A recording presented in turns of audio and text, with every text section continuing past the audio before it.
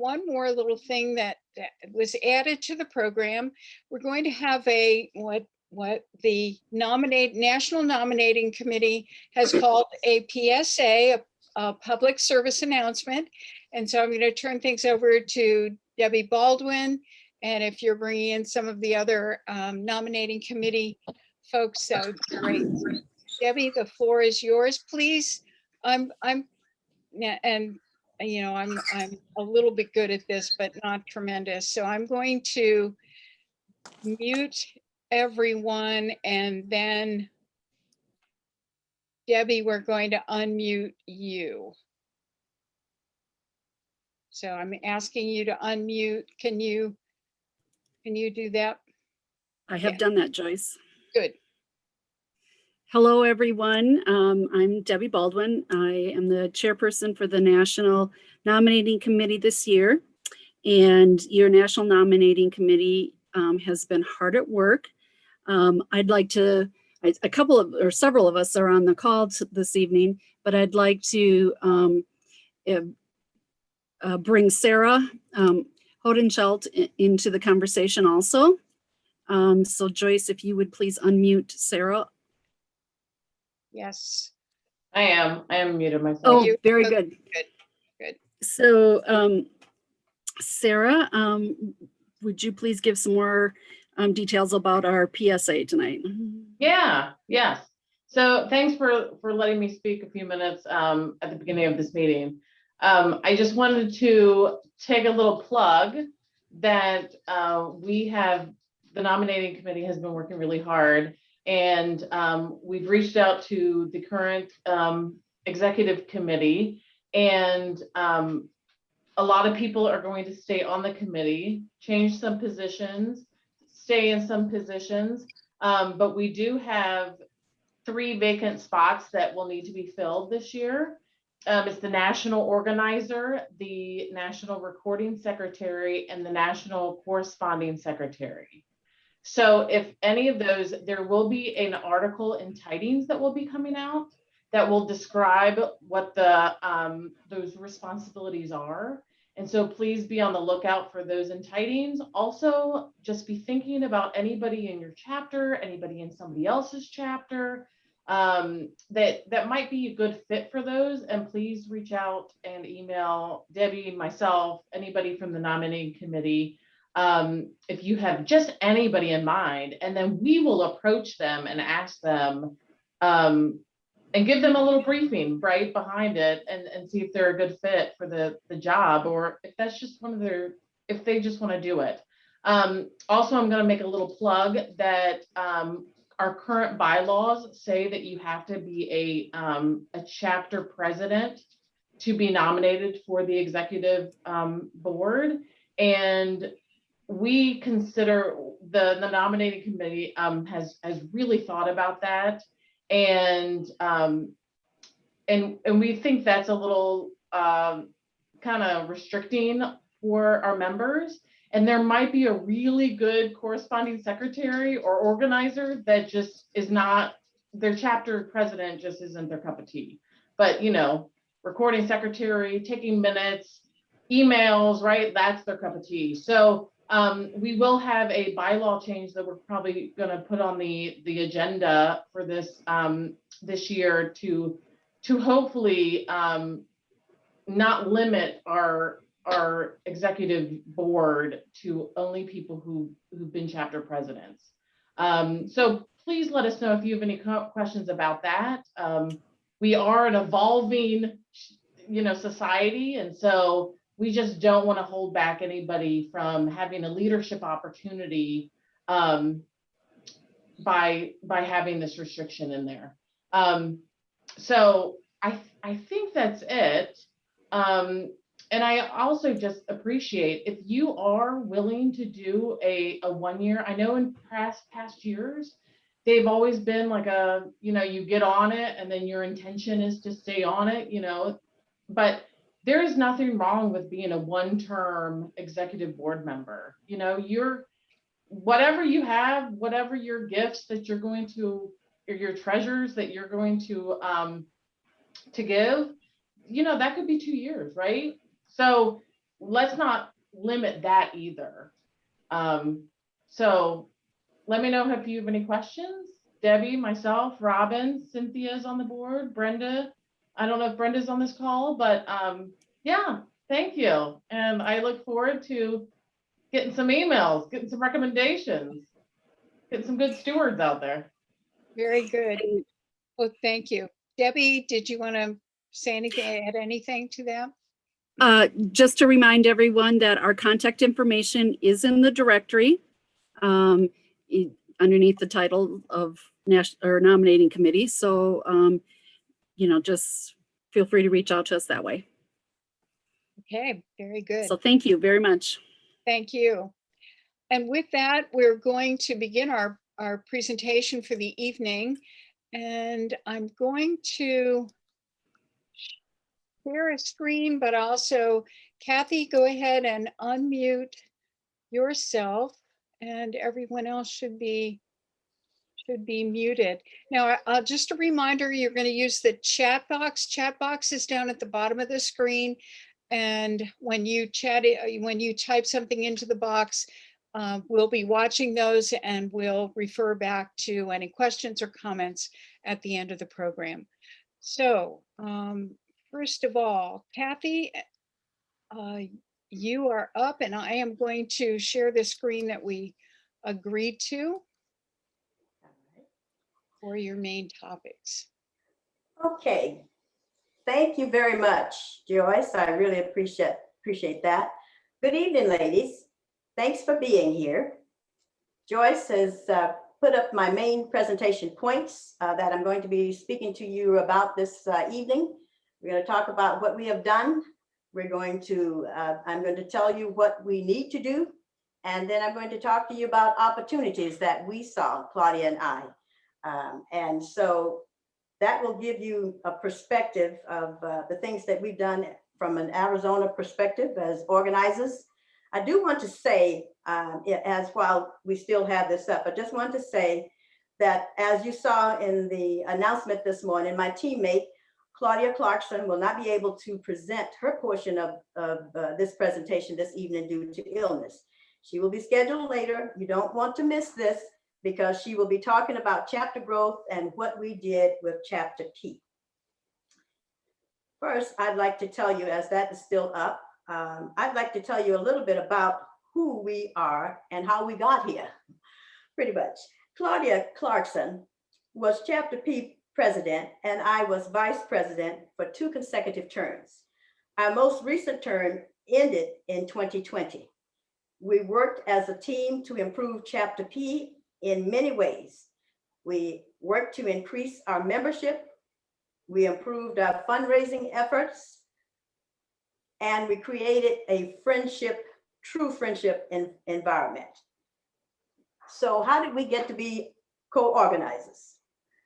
We became co-organizers when our Cynthia Bush, our Arizona state president, asked me if I would consider the organizer position. And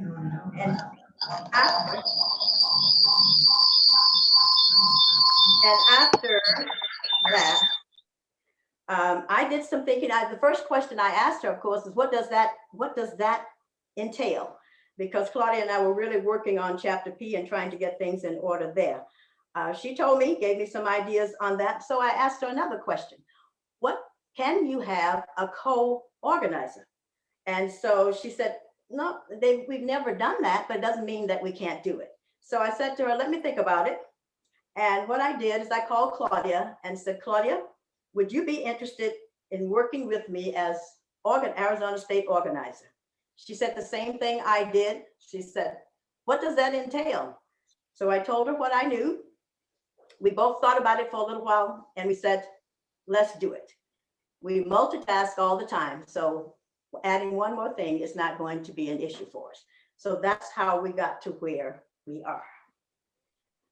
So this evening, I'm going to share our efforts, as I said, and at the end of the presentation, as Joyce mentioned, there will be an interactive discussion and on what I have presented. And I hope that you will share with us. You'll have questions and provide us with feedback and suggestions on things that we might change in order to create those chapters in Arizona. Before I begin my presentation, I want to share some Tri-T statistics that I found interesting. Some of them that you already know, but as of March 26, 2021, we had 118 chapters on record. The oldest chapter, as we all know, was established in Mount Pleasant, Iowa in 1911. But did you know that on June 30th, 2021, that chapter will be celebrating their 110th birthday. How about that for a birthday? The most recent chapter was installed in Iowa in 2018. Now, you're wondering where did I get these statistics? I got them from our national office manager, Molly Eckler. Claudia and I want to change that last statistic to the most recent chapter was installed in Arizona in 2021. That's our goal. That's what I wanted to share with you. Now, I'm getting ready to start into my part of this presentation. But before I start, I would like to quote JP Morgan, our banker financier, that he said something I thought was very appropriate for what we're doing here in Arizona. He said, the first step towards getting somewhere is to decide that you're not going to stay where you are. The first step toward getting somewhere is to decide that you're not going to stay where you are. So I think Arizona had gotten to that point. We have 3 chapters here. We have decided that we're not going to stay where we are. So with that, I will now begin my presentation.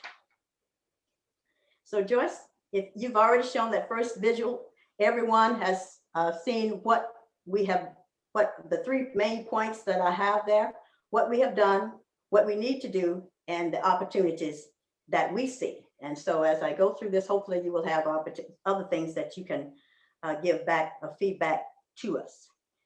One of the things we did, the very first thing that we did is that we called National and asked them to send us a list of all of the members who had transferred to Arizona.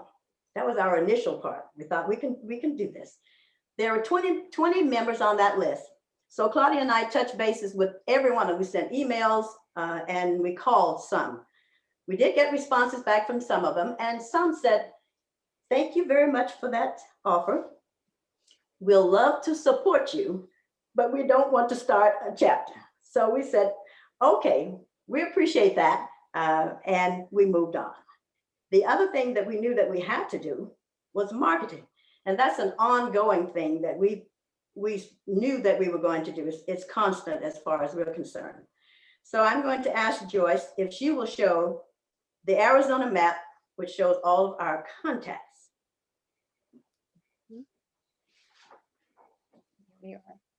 Okay, thank you very much. What we have here is all of these places, all of the cities that you see on this map, we have touched bases with. We have made multiple community contacts.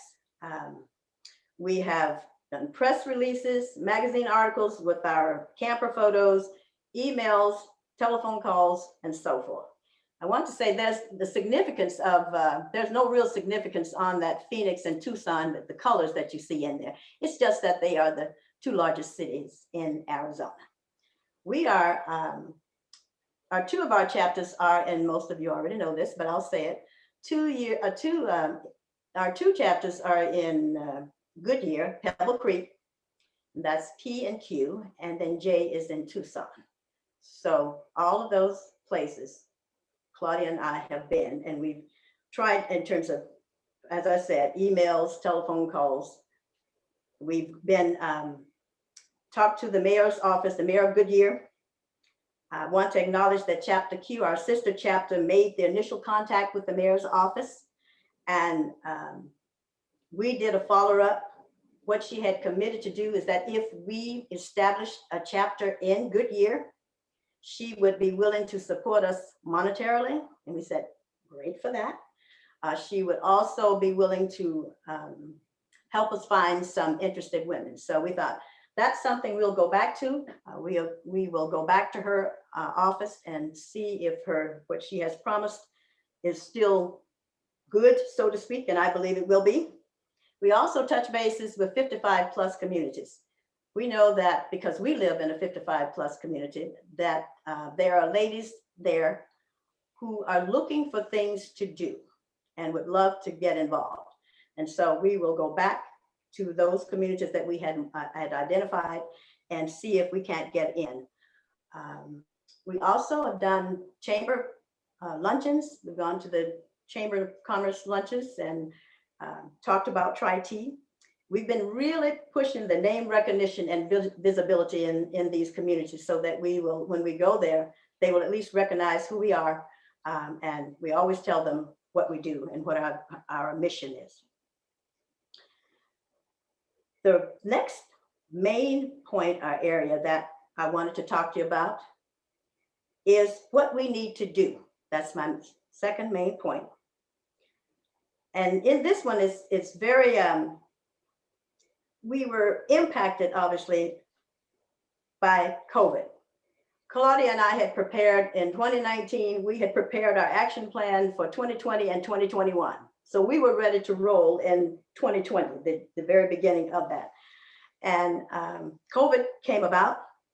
We obviously had to curtail everything that we had planned to do. And we still was able to keep contact by telephone calls and that kind of thing. But what we knew that we needed to do, and we would really like your feedback for sure on this, is we needed to appeal to younger women. So we had talked about how do we go about doing that? And we had just a whole list of things. We kept coming back to the social networks, the media, the Facebook, and all of those things. And we thought, well, if we could create a Facebook, a setup, that kind of thing, maybe for Arizona, maybe that would appeal to some. We would have things that we could put up there, and the ladies could go in and check that out. One of the ways that we thought we would do this is we would contact the deans of the colleges and university schools of education and journalism. And what we thought there is that if we could get in and talk to them about what we wanted, that the deans or whomever they assigned to do it would make it a class assignment or something like that to create a Facebook page for us. So that's on our agenda to do. The other thing we talked about was corporate contacts. We know that every corporation basically has a public relations department. And in most cases, there are community outreach programs. And so we thought if we could get in there and talk to those folks, talk about their outreach programs, that we maybe could become a part of that. So, I mean, we were just thinking of all kinds of potentials there. And so that was one of them. And I worked a lot with membership in Chapter P. That was part of my assignment. And I found in looking for members and talking to potential ladies, they always wanted to know, what are you offering me? What do you have that I might want to do? So they wanted to know what committees that we had, how could they get involved, what kind of opportunities, and so forth. So we know that as we're going out and we're talking to potentials, that this is something that we need to really address so that they know that there's something there for them to do, that they would be interested in doing, as a matter of fact. The last point that I want to talk about is opportunities. That's a big one, I felt.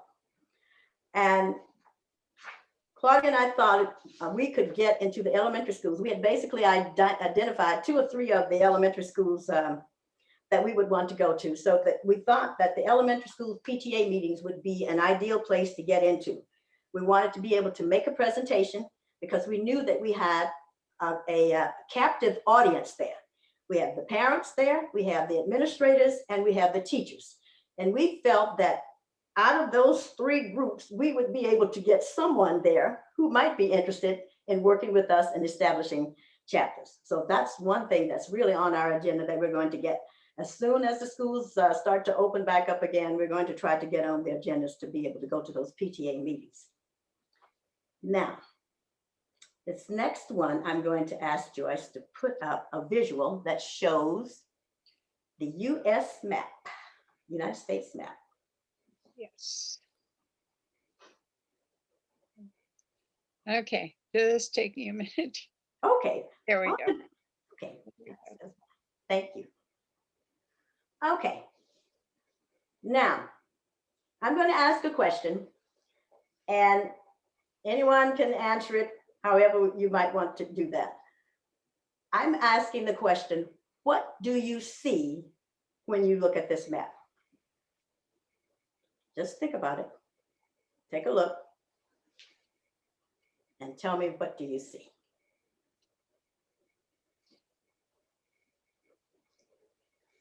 Should we write the what are our thoughts in the chat box? Would that be- You can do just that, because I'm going to tell you in just a moment what I see. I'm going to tell you what I see. All right, well, we probably better think about it because I'm not sure you can chat box and screen share at the same time. Okay. Julie knows how to do that. All right. Well, let's do this. I'll tell you what I saw when I started to work with this map, and then after we talk about it a little, we can talk about all of this a little bit later. When I looked at this map, I saw opportunity. That's what I see. I see opportunity. I see that we have chapters in 10 states and the District of Columbia. But I also see all of those other states, and that's where I see opportunity. How we got here, Claudia and I had talked about, I'd asked her, we were meeting one day talking about obviously things that we could do and wanted to do. And I asked her about chapter member ambassadors. That was one resource that I felt we had that we had not tapped, so to speak. And so I made a presentation at the January meeting of Chapter P and talked to the ladies that were present and asked them to think about becoming ambassadors, Tri-T ambassadors. And what I asked them to think about was, let me backtrack. We live, as I said, in a 55+ community. And that means that almost every one of our members comes from another state. They're not from Arizona. And so my thought was to have our members in Chapter Q and J think about, they have daughters-in-laws, sisters-in-laws. They have friends back in those other locations. They have sorority sisters back in those other locations that they may still be in contact with. If that is the case, why not talk to them when you're talking to them about things that you're doing in Arizona? Talk to them about Tri-T and how much you enjoy it, and the benefit that you get out of it, and also the girls that we send to camp. And so I did get, after the meeting, a couple of the members said, gee, I never really thought of it from that perspective, that I am from Pennsylvania, and I have several people back there that might be interested. And so I said, yeah, there are, I also myself looked at that state. I said the state of Washington could be an avenue for me. Georgia could be an avenue for me as a potential. And so that was the one thing that I left them with, is that please take a look at where, when you're talking to your family and friends back home, find out if they are interested, tell them what you're doing, find out if they're interested, and then let Claudia and I know, and we will work with them. So now I don't want you to think that we were going outside and doing this because we are Arizona organizers going to look outside. We went back and I asked President Michelle, are we okay with this? Can we do this as Arizona state organizers? Can we do this? And she said, absolutely. So I thought, okay, let's do this. And so I have to tell you one more little story here. I was talking to one of my college, actually my college roommate who is a retired teacher and lives in the suburbs of Atlanta. We were talking about the kinds of things that we were doing. And I told her about the organization that, one of the organizations that I belong to, this chapter, was a Tri-T, National TTT Society, Tri-T. And I asked her if she had ever heard of that, and she said no. So I began to tell her all about it, the things that we were doing and so forth. She was quite interested, as a matter of fact. And I told her, and of course that opened the door for me. I said, would you be interested in establishing a chapter there in the suburbs of Atlanta? And she said, well, I don't know, maybe let me look to see if there are some of my friends that I can talk to that might be interested.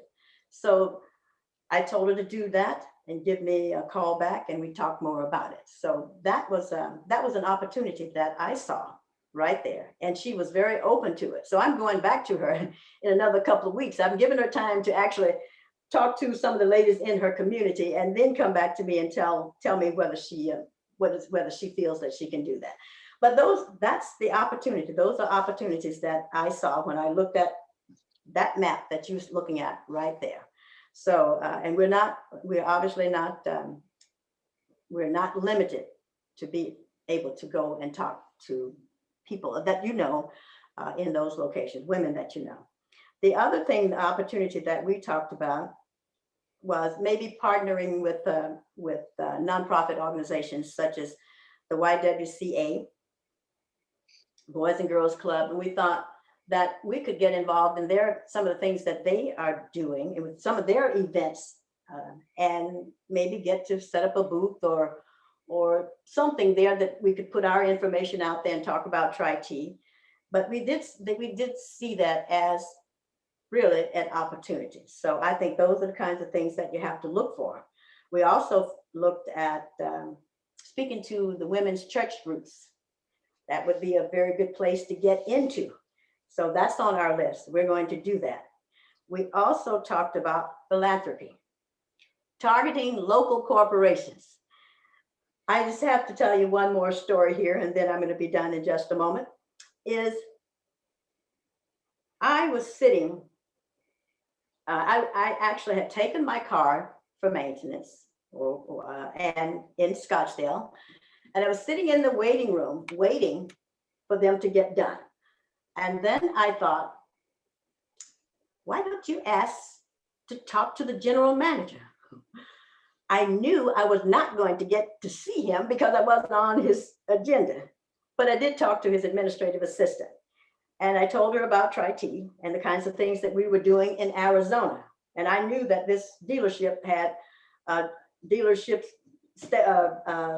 in various places, in Tucson. They've got them obviously in Scottsdale and all parts of Arizona. And I also knew that they also were community oriented. So I thought, well, this is an opportunity that I'm going to take. And I talked to the administrative assistant, told her all about us, told her I would send her a link to the national website. Please go in, take a look at it, talk with her manager, and then I would get back to her. I must say, I didn't get any money though. They did not give me any money, but I do know that when she called me back, she was able to repeat back or say things that I knew that I hadn't said. So I knew that she had gone to our website, and I knew she had read about us. So even if I didn't get any money, we did get some visibility and recognition. And I'll go back again. He hasn't gotten rid of me yet, but I'll go back again. We just didn't get it this time. And the last thing I'd like to comment on is I really think Claudia and I felt that we really needed to communicate. Communication is key. And we felt we really need to get with the other chapter organizers and share and exchange ideas and information. That would be very, very helpful on an overall basis. I am about at the end of my presentation, but I have one more visual I'd like Joyce to put up.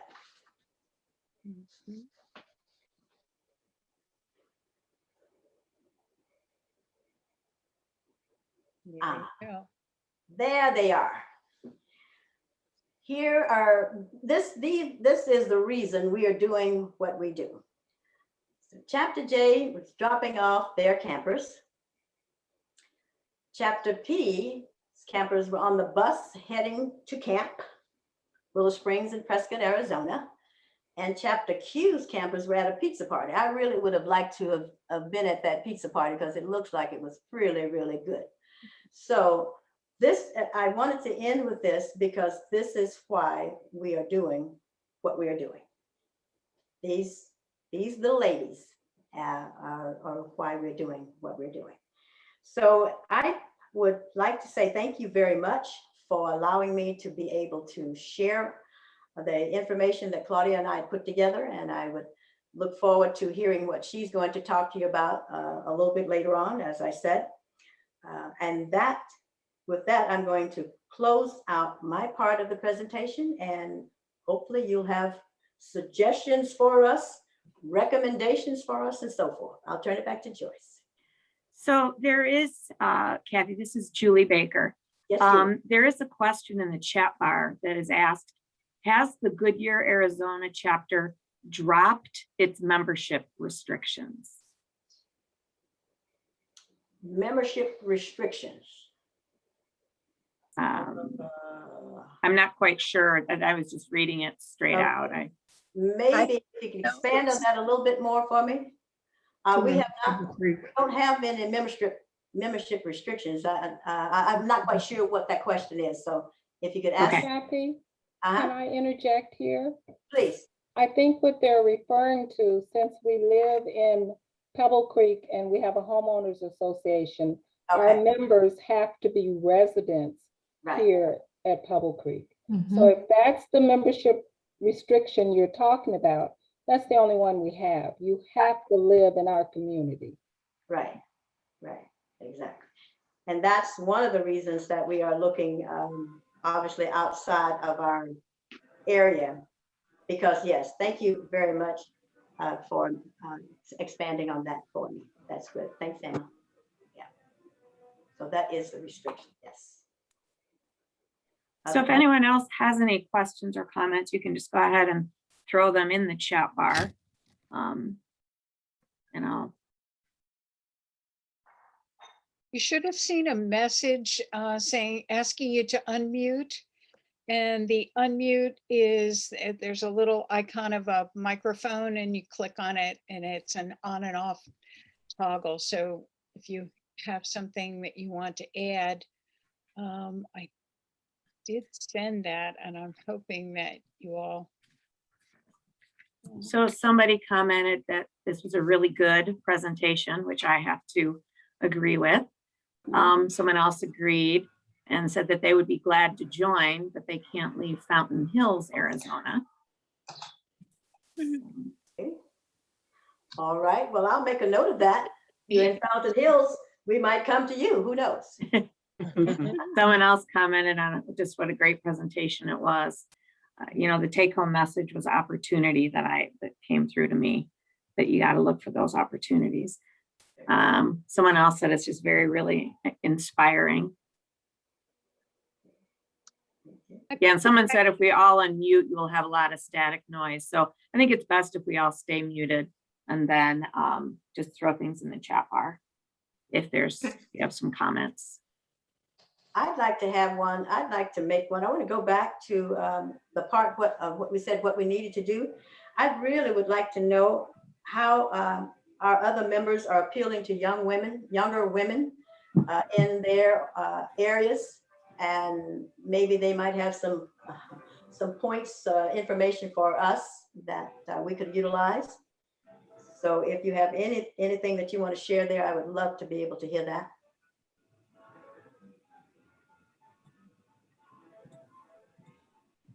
Kathy, this is Joyce. And one of the things that I've always felt about that is that younger women, the definition of younger women is always relative to my age. So I'm not imagining that I can walk down the street, meet a 30-year-old and say, wouldn't you like to join this organization? I'm 40 years older than you are. But I do have friends who are 10 years younger than me. We have similar interests, we have similar life experiences. And so I'll invite them to join. And then because they're 10 years younger than me, they know people that are 10 years younger than them. And we have this stair step and trickle down effect of reaching people who are younger, in fact, but not making huge generational leaps, although that would be wonderful too. And then there's Sarah, and Sarah can go out and find everybody that is her age. So there's a question here that says, can we have an interstate chapter that crosses state lines now that we can use Zoom? This might be an opportunity to include people from chapters that are disbanding. So that, someone else said, I think Cathy's story was a great example of combining opportunity and courage. It is helpful to be able to proudly share our story and not be afraid to ask others to join us. So thank you. Someone else said our chapter has approached women in our neighborhood. We have had many neighbors join and always invite new people who move in. They are often excited to have a way to get to know people. Yes. So the interstate chapter, that's kind of an interesting one. Yeah. Yeah, I wonder if that could also be described as a virtual chapter. And that was an idea that was around a few years ago and discussed. But never Joyce, can you mute everybody again? Yeah.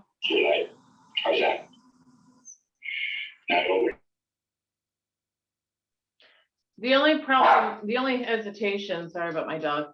The only thought about the interstate one that I was thinking of is for tax purposes. How does that really happen with the tax ID number?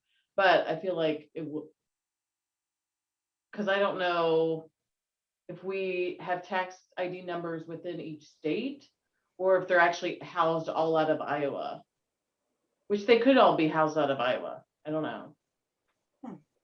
They're all federal. They're all federal tax ID numbers. Okay, so it's a moot point then. Okay. Yeah, I suppose with a chapter like that, you'd have to establish some place, some location that is the identity or that has the address. Membership is spread out. So there's another question, I believe, about the chapter that is in the 55 community, asking why is that a restriction? Is it a restriction of the HOA? Why can't it be removed? Can there be another type of membership status so that she can come to meetings? So this sounds like a specific to your chapter, where in your HOA. Well, I'm making a note there. Cynthia or Emma, do you have any comments on that? Barb, I think we've talked about this sort of before, a few years back when I realized you were in Fountain Hills. But that is an HOA requirement, and no, they will not change it. There have been other clubs or chapters or organizations that have tried to get that changed, but they will not. You have to be a resident of Pebble Creek. You can come and attend our meetings. You can also volunteer and help out with whatever activities we have planned, but you cannot be a member.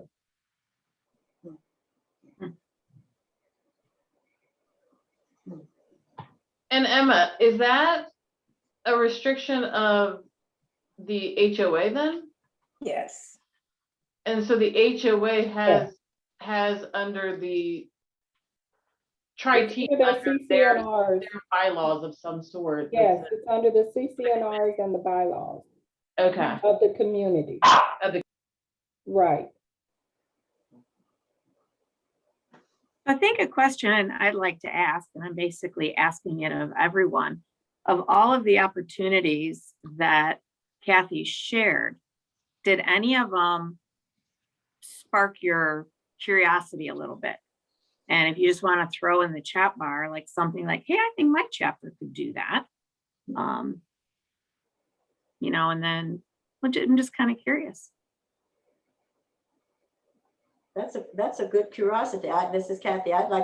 I would like to know that too. I just, I know that there are some ladies that talked about the church groups. I'd like to know if there are any of the members out there thinking that that might be an avenue for you.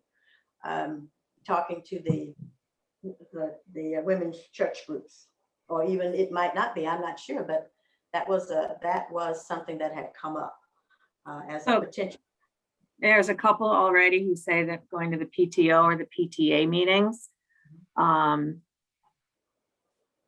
And someone is moving to Georgia and wants to know if anyone has relatives in the area where she's going to be moving to. And so, you know, and how could she find that out? So that's maybe something we could talk with Molly about. And they're right there. A couple friends, someone else has a couple friends in Georgia. So there we go. We got 3, 4, 5 people in Georgia. Here comes a chapter. Oh yeah. I saw that up there. Who was that Kim that said that? Who said that they had? Kim has friends. Georgia Robin is friends. moving. Yeah. Yes, I have friends. Hi, yes. All right, Kim, I'm gonna make a note. I don't have any friends in Georgia, so I need to make friends, and Tri-T would be a great way to do that. But Georgia's also a big state too, so it's Right. not like Yeah. here. So, Where are you but it's moving? almost like we need to to map people. Where's everybody at? We need like this we locator need to thing. coordinate where you're moving with where their friends are. That- Someone else feels that their chapter would like to reach out to some of the senior areas, to try to grow their membership.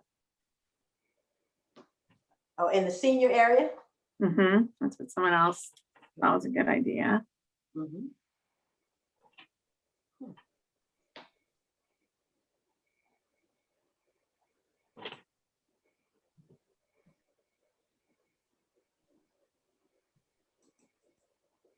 Let's see. So someone requested if we could have a map on the website that shows the towns where there is an existing chapter for people who are moving to the area. So that's maybe something we could work on. Yeah, I don't know Yeah, whether that's a map, but because 118 little dots could be a problem, but certainly a record of where those towns are. Now, yeah. You know, I've lived up here in South Sioux for 9 years, and I didn't even really think about Tri-T's being a minute away from me until about year 8. And literally, they've probably been having meetings within 5 minutes of me, and I could at least have, connected with them, and I didn't even think about it. So, Well, that brings up Yeah. another opportunity. And that is that in tidings, Molly does publish where people are moving to. And I realize it's momentary. You read tidings and then it's gone and you might not think about it. But maybe we need to collect some of those and publish those movements or changes of locations more often. And that certainly would be possible if we keep it in front of people to remember. Molly is also really good about when she knows somebody's moving, she will contact the chapters in the community where the person is moving to and invite the chapter to contact either the member who's moving, or if we get a volunteer request or someone who responds to the website and is interested in Tri-T, Molly will follow up with that as well. And I hope and I assume that she also follows up with the organizers in the area, if it's a state organizer and certainly the national organizer. Someone else liked the idea of using the social media idea, and then also reaching out to colleges to assist. And I know I've thought a lot about reaching out to colleges, and I've just never, our chapter has never done it, but where I live, we have a college right in our town. And so that's a way to get younger members. And then wherever they move to, then once they graduate, that could sort of be that opportunity, that spread.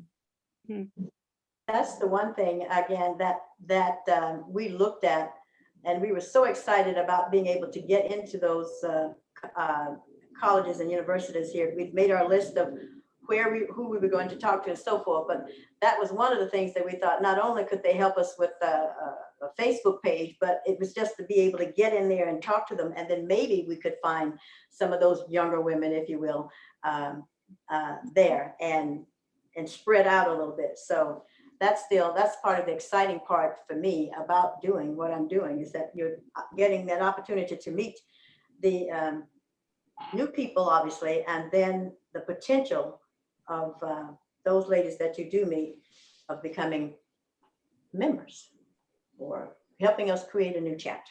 So that's good to hear.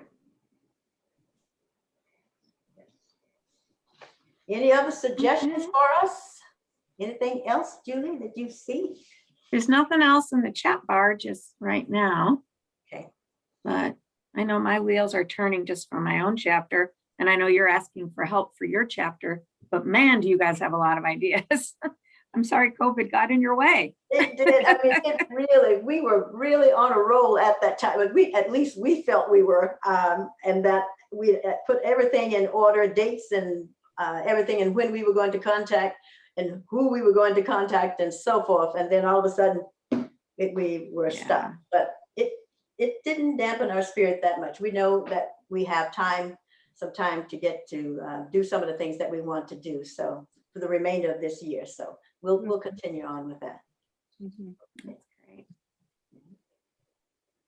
I think what I hear in what you've been saying, Cathi, and from talking with Claudia, it's very clear that this is a long-term commitment and that it will take persistence, and you will return to people, as you have mentioned, grabbing those opportunities and then revisiting the people that you've met along the way. And I think we all have to kind of develop that mindset that there isn't a silver bullet, but there is a pathway that we can follow and find a way to encourage new people. Yes. Great. Okay. All right. All right. Well, There's nothing else in the chat bar. So. Well, I will just conclude by saying we look forward to hearing Claudia's part of the presentation. She lost her voice completely, so there was no way she was going to be presenting this evening, but in a way it allowed us to really focus and have the opportunity to focus on new chapter growth and outreach in this sense. And Claudia's presentation will take a slightly different approach. We'll schedule that and certainly publicize it as soon as we have the date set with her. Meanwhile, we do have the May 25th date for the next Let's Connect meeting. It will also be at this 7 p.m. Central Time. And the presenter for that is our new marketing consultant, Lainey Poi, who has just recently joined the Tri-T team of leadership, and we'll be talking about the ways that she sees and understands the way she will be assisting us along the very similar lines of being recognized, getting our name out there, being more visible, and attracting and keeping ourselves energized around Tri-T. So certainly mark your calendar for that event as well. That's March 20 or May 25th. May. What month is it? Year. Well, thank you, Cathi, and thanks to all of you for joining us. We'll hope to see many of you and even more at our next Let's Connect. Thank you. Thank you. Very much. Have a good evening. Thank you. Thank you. Sarah, thank you. Bye. Cathi. Bye-bye. Bye.